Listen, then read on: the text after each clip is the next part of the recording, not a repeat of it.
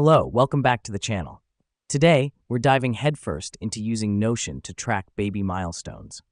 Our journey begins by setting up a new page on Notion. This will be your baby's personal milestone tracker.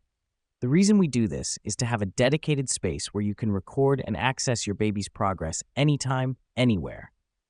Next up, create a table to document each milestone.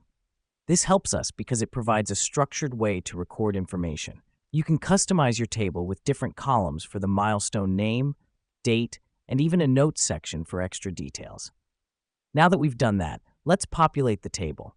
For example, if your baby just said their first word, add an entry to your table. Include the milestone name, first word, the date, and in the notes you could jot down what the word was. This is an amazing way to keep those priceless memories organized and easily accessible. Now, a crucial step not to miss is setting reminders. In Notion, you can set up reminders for upcoming milestones like the first tooth or first steps. Let me explain why this matters. These reminders keep you updated and ensure you don't miss noting down any important milestones. Finally, don't forget to make good use of Notion's mobile app. This allows you to update your baby's milestones on the go, ensuring you capture those special moments as soon as they happen. And there you have it, a simple, effective way to use Notion for tracking baby milestones.